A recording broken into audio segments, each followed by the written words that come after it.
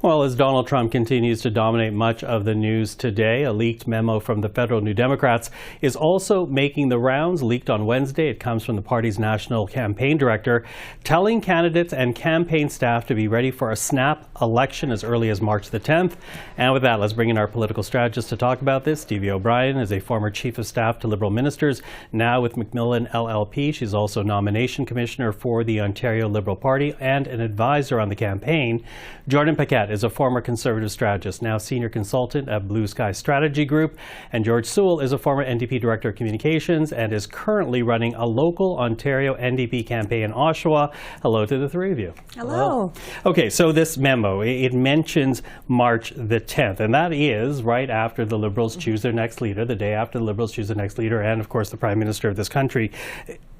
Does that make sense to you to be calling it dropping a writ March the 10th without forming your own campaign and election team first, Stevie? No, and I think the memo is probably, indicating you need to be ready. That's as early as it could be. But I think what's more realistic is that it will be somewhere between March 20th and March 23rd.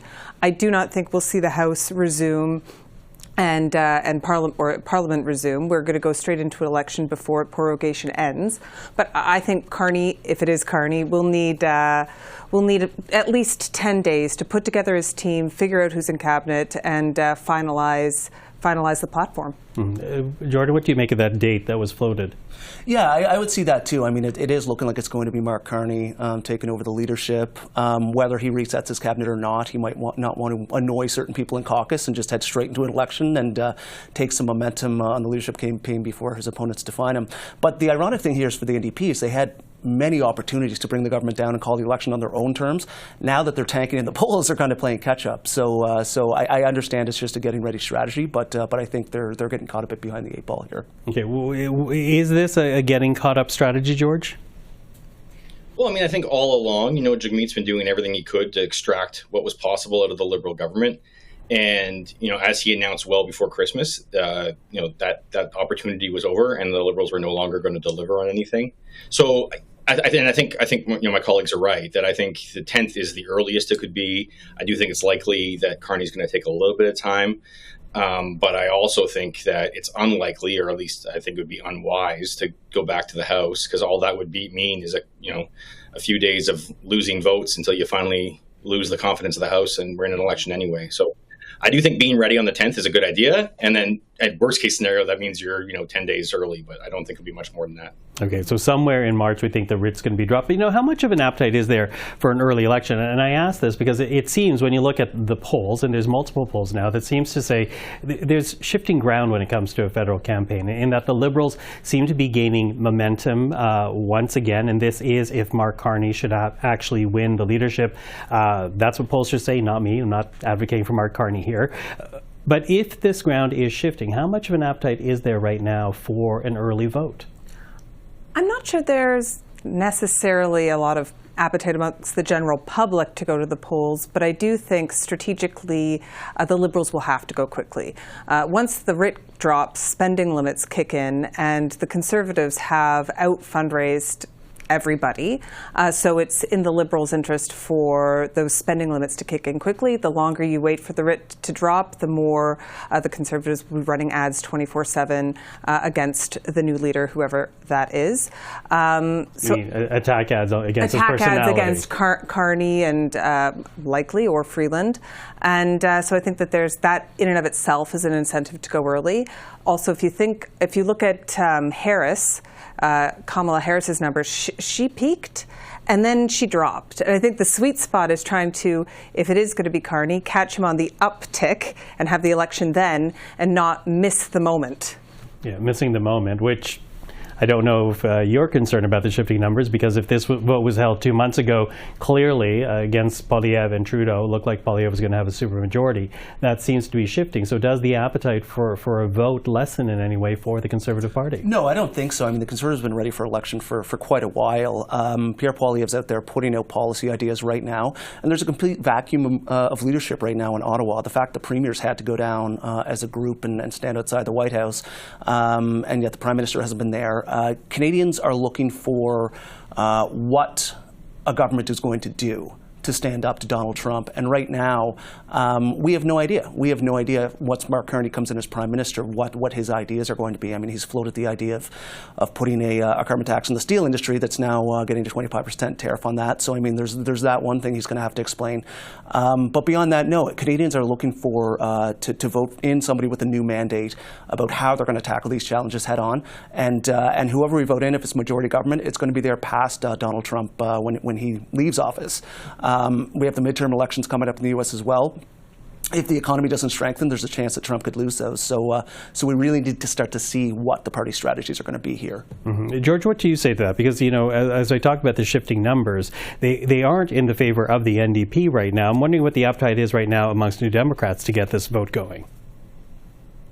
Well, look, you know, being underestimated in an election is what New Democrats are used to. It's what we've always done. You know, I remember going into the 2011 federal election and being told by everyone who thought they knew anything that we were going to lose all our seats and that Jack was crazy for saying he was going to vote against Stephen Harper.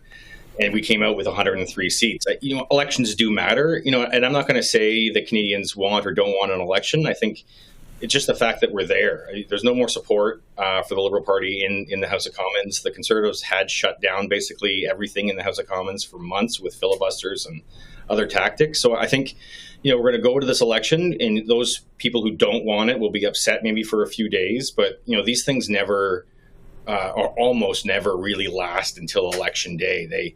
They tend to be a bit of a news process story at the beginning of the election, and then, you know, then the actual issues shake out. So, yeah, the election's going to be what it's going to be, and then I think it's right. We're going to be trying to figure out who's best positioned to support Canadians as we go through this tariff fight, and I think that's coming, and it's going to be hard to avoid. But I think, you know, that's a place where the New Democrats can find a real niche of saying, you know, you're going to need these supports, and we're the party that backs those. I think that's the opportunity that is there for Jagmeet and the NDP right now. Okay, you know, I'm going to pick up on that point because I was going to ask the next question, because Donald Trump, obviously, ever since being inaugurated, has determined so much of not only the political agenda here in Canada, but also around the world. So when it comes to the respective leaders and the respective parties, what are the arguments we're going to hear about their capability of answering the challenge that is Donald Trump, Stevie?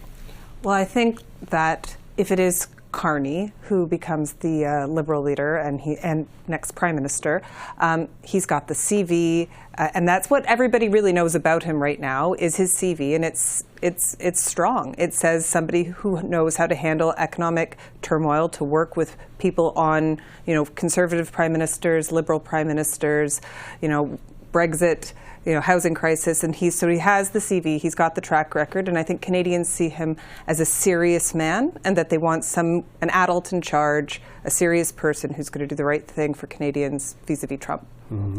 Jordan, the argument that we're going to hear from the Conservatives about Pierre Poilievre?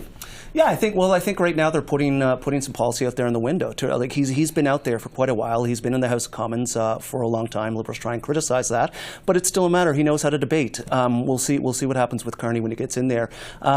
Yes, he has a CV of being the bank of governor of a couple different banks. But what's he actually going to be like in the church basements, in the Legion halls, with Canadians out there actually on the campaign trail? Pierre Poilievre has been out doing that. They built up a very formidable campaign machine. They're dominating in fundraising, so they have the money, they have the ads, they have the research ready to go, and they'll spend the next number of days, weeks defining Mark Carney and really putting that out there. Okay, and in terms of what we will be hearing from Jagmeet Singh, what do you say, George? Well, again, I think, you know, it's nice to say people have experience and they're ready to debate, but, you know, Donald Trump is anything but ordinary and normal. I mean, it's, you know, wrestling a pig in a pool of Jello. How are you going to, you know, no experience is going to matter. He's going to do what he wants to do. And so I think, again, being there to support Canadians through that, and being the party that's trusted on the homegrown supports and diversifying our economy, I think is going to be the key to the election. And again, I think that's a place where the NDP can be well positioned if they take that spot. Okay, you had me at wrestling a pig in a pool of Jello, but anyways, listen, I'd watch. But anyways, before we're done here, I do also want to ask about NATO, because Pete Hegseth recently confirmed as the U.S. Defense Secretary. He makes an appearance in NATO today, and he starts talking about not a 2% investment of GDP, but something much higher. Take a listen to what we heard from Pete Hegseth. 2% is a start, as President Trump has said, but it's not enough. Nor is 3%, nor is 4%, more like 5%. Real investment, real urgency. Okay, so 5%. How much will military spending, NATO spending be a part of this campaign if that's the pressure we're starting to hear early on from the U.S. administration? No, absolutely. It's even before they said this, we knew that defense spending was going to be that I think the leaders were going to promise additional defense spending. I think it's more important than the actual number, because anyone can put a number down, is how to get to it and to show a plan. And they're going to need to speed up the procurement processes. They're going to have to find ways to get things off the shelf. They're going to have to try and look to support Canadian industry and move faster. And I'm going to look to all of the platforms to see how they're explaining how they're going to do that. Okay, Jordan? No, I agree with parts of what Stevie said. We definitely have to speed up procurement. One thing I'll note is that Mr. Poilievre was out announcing an Arctic strategy, an Arctic defense strategy, and those are the exactly types of things that the Americans are looking for. How are we going to contribute to defending our own territory as well? So I think those elements are going to come to play. But how we actually get to the next level of it, it's going to take the next government coming in and seeing how bad really the books are. They've blown past deficit targets. I mean, we're sitting at over $60 billion now. So how much fiscal room do we actually have to maneuver here to get to where we do? And that's what the Conservatives are going to really have to sit down and do if Canadians give them the chance. George, do you think defense will be an issue in this campaign? I mean, I think it's going to be important to some extent, but again, I'm not sure how much it really resonates with Canadians, even with the threats. I think we're learning that those yardsticks that Trump has put forward, none of them really matter as far as trying to protect us from tariffs. I do think that investing in military in more intelligently and more deliberatively is going to be part of it. So, for instance, like in an Arctic strategy, you can include things like building roads and improving infrastructure that helps support communities in the North as well. And that money can both count towards the 2% or 5% and actually support communities at the same time. And I think there's lots of ways we can do things like that. I think we're also going to have to see how we support the North and we can defend the Arctic on our own, because there's no guarantee anymore that the United States might not be the ones actually trying to take it, let alone not helping to defend it.